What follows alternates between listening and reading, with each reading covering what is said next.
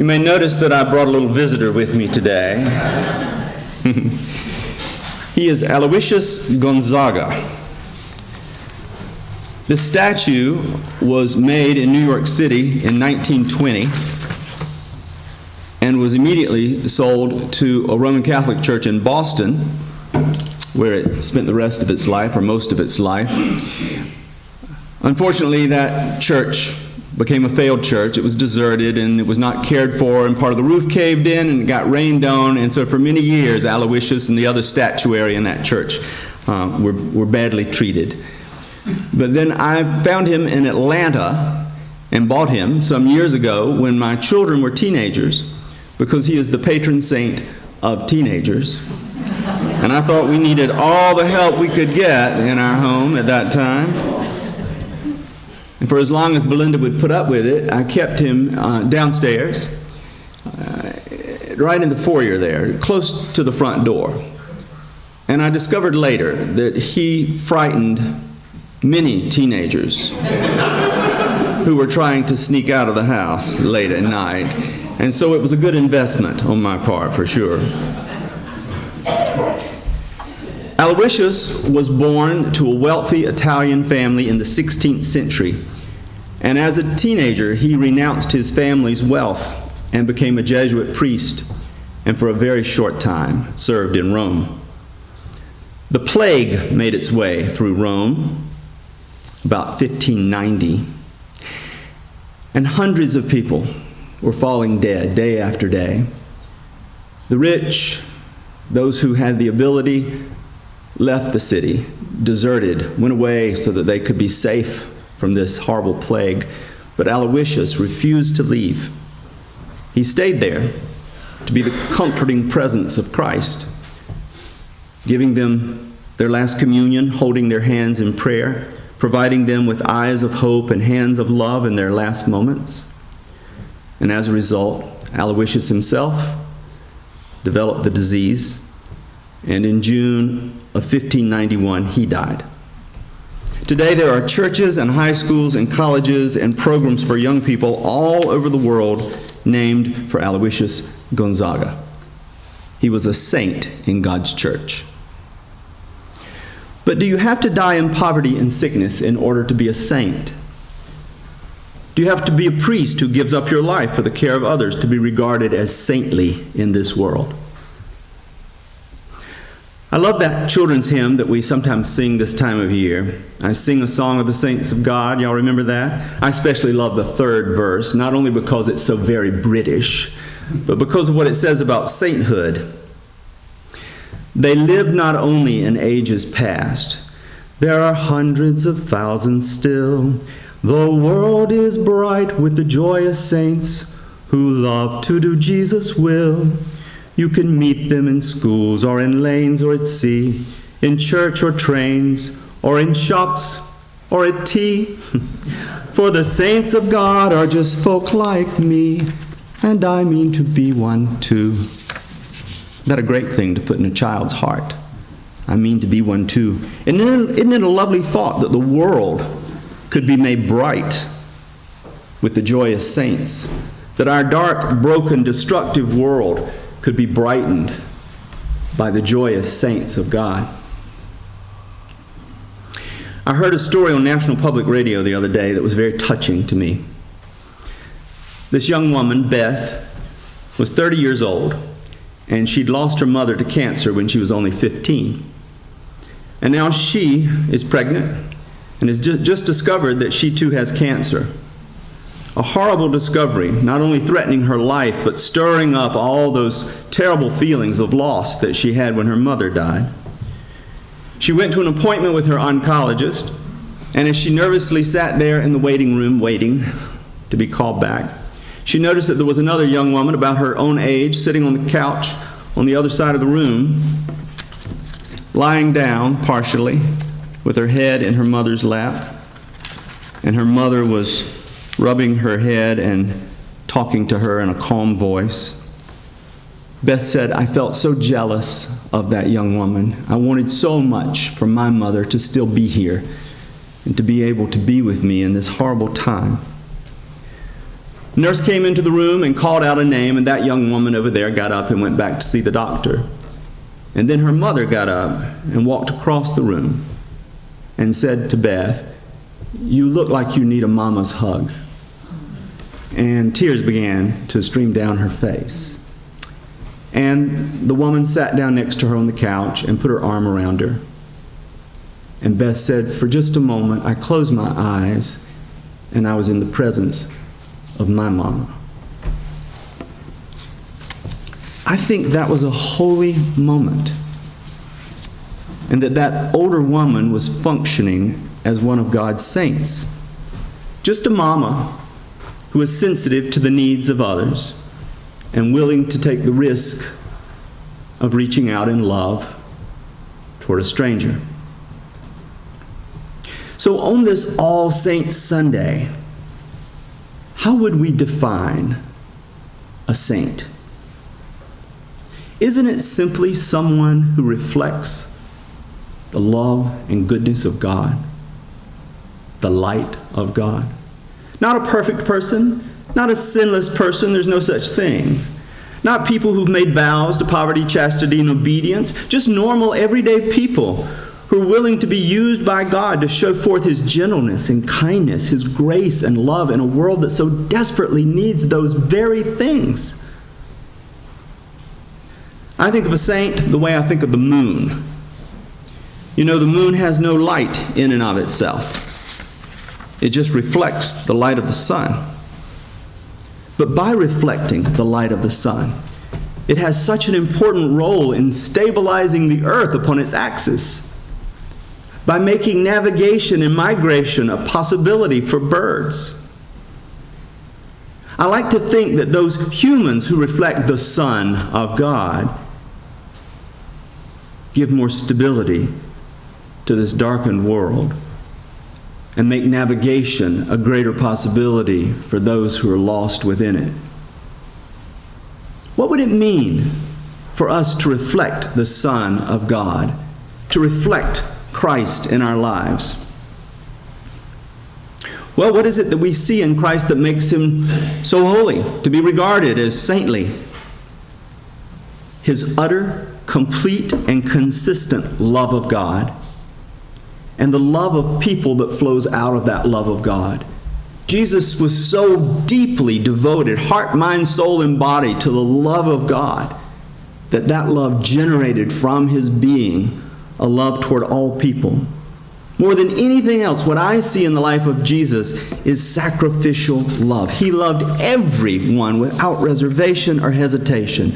The woman caught in adultery, the man with leprosy, the Samaritan who'd been married 5 times, the Roman soldier who was part of the enemy encamped around Jerusalem, the non-believer who came to Him for help with her child. There were no boundaries, no restrictions, no reservations about His love and mercy. Isn't that the essence of what we who believe in Him are supposed to be reflecting of Him out into the world? In Ukraine right now, Russian Orthodox Christians from Russia are killing Russian Orthodox Christians from the Ukraine, and vice versa, bombing one another's homes, where the crucifixes hanging above the doors are blasted to the floor and covered with the dust of hate. In Israel, the Jews are killing the Muslims and the Muslims are killing the Jews, both of them children of Abraham. The 3 Abrahamic faiths, Judaism, Islam, and Christianity, seeking to absolutely destroy each other. And yet, in this morning's reading from Revelation, there is that glorious image of God's ultimate purpose. Listen to it. I looked, and there was a great multitude that no one could count, from every nation, from all tribes and peoples and languages, standing before the throne of God, before the Lamb, robed in white, with palm branches in their hands. The people of all nations robed in white, with palm branches in their hands. I was at Disney World a few weeks ago with our grandsons and had the occasion 3 times to ride on James's favorite ride, It's a small world. It's a small world after all, it's a small world after all, it's a small world. And by the time you get off of that, it is so ingrained in your head that it is there for weeks after. But I will tell you, despite that grandfatherly sacrifice, that when I wrote it for the third time, I found myself looking more closely, listening more intently. And really, it's a lovely idea. Each room through which you ride on your little boat has different countries represented, and children from each country dressed in a way characteristic of that country. France, Brazil, Russia, Uganda, England. They're all singing in their own languages the same song, "It's a Small World After All." It's a world of laughter, a world of tears, a world of hope, a world of fears. There's so much that we share that it's time we're aware it's a small world after all. Country by country, the same song, until you get to that final room. And then it's all the countries mixed together. No more separation. And everyone is dressed in white and all singing in that same language. It's a beautiful image, an image, I think, of heaven. Everyone in resurrection white, everyone speaking the same language, everyone all mixed together without hatred or rivalry. The only thing is, Disney doesn't show us how that happens. One moment, they're all independent countries speaking different languages, dressed in ways that express their particular nationalities. And the next moment, suddenly, they're all speaking the same language, happily mixed together, and all in white. That sort of thing just doesn't happen by itself. It's an ideal without the means. I was listening to my fellow South Carolinian the other day, Nikki Haley, who's running for President of the United States. And the guy interviewing her kept pushing her on whether she was a conservative or a liberal, making a point that she's of Indian and Hindu origin, that she's an immigrant and a woman. And she said emphatically, "I will not be defined by labels. I'm sick of labels." She said that's our problem right now in America, defining each other by labels, focusing on what divides us instead of what unites us. And I think she's right. Whether or not I vote for her, I think she is in this right. God doesn't care whether we're Republicans or Democrats, white or black, Russian or American, Israeli or Palestinian. He cares only that we're His creation, that we suffer, that we're broken, that we're in need of love and forgiveness and acceptance. And unlike Disney, He provides us with the path for coming together. A path illuminated by Jesus, a path defined by sacrificial love, compassion, grace. Back when I was a kid, in the hippie years of the 1960s and 70s, years that many of you remember well, the Coca-Cola Company had a song that went viral. They had this huge group of teenagers from all over the world, every nation and color represented, and they were standing on the top of a hill in Italy singing, "I'd like to buy the world a home and furnish it with love." Very hippie. "Grow apple trees and honey bees and snow-white turtle doves." But listen to this. "I'd like to see the world for once, all standing hand in hand, and hear them echo through the hills, peace throughout the land." This was in the midst, of course, of the Vietnam War. Again, a beautiful ideal. I find myself tearing up when I watch it online. But how do you get there? Of course, the focus of the commercial is on Coca-Cola. You get there by sharing a Coke. If they only had more Coke in the Ukraine and Israel, all would be well. The ideal is bright, but the means is absurd. And maybe you're sitting there thinking, "Oh my gosh, Dudley, what does this have to do with Jesus and All Saints' Day?" Well, I tell you, what sticks out for me in these songs and so much that I hear around the culture is this cross-cultural, worldwide yearning for peace, for understanding and acceptance and love. I don't know, I'm at that age where I'm just tired of all the fighting. Don't you get to that place? You're just so weary from all the fighting. But how do you get there? Well, I think we only get there by sacrificial love, by following the saints who've gone before us, by allowing our lives to be used to reflect the life of Christ. Will sharing the sacrificial love of God prevent war, change hearts, overcome the power of evil, clean up the filth of this world, and restore it to what God intended? Perhaps not immediately, not even within our lifetimes. But do we not believe that if we seek daily to reflect the life of Christ, all of us, Christians throughout the whole world, that God can use that to reshape the world? That is the very way that God's Spirit seeks to work in the world, through all these fallen human beings who choose to follow Christ? And that even if other Christians are not allowing themselves to be used in this way, that we give ourselves in this way anyhow, knowing that it's the faithful thing to do, and that God will indeed use even our frail gifts for His purposes. We who believe in God, who say that we find our meaning and purpose in the life of Christ, have such an opportunity, don't we, in this culture, to reflect grace and mercy and forgiveness where there's so much hatred and division and mean-spiritedness. For us to be the opposite of that, for us to be the ones reflecting light and grace and goodness, being saints, reflecting God into the world. I was telling the Sunday school class this morning, I was looking at the backs of my hands recently and noticed to my horror how much they look like the backs of my father's hands, old and wrinkly and with a lot of age spots. And I thought, I wonder how long I will live. My father died at 69. I'm 64. How long will I live? Has my life made a difference? Has it mattered? I'm not some famous scientist who's created a cure for some horrible disease. I'm not a political figure who has brought greater stability to the world.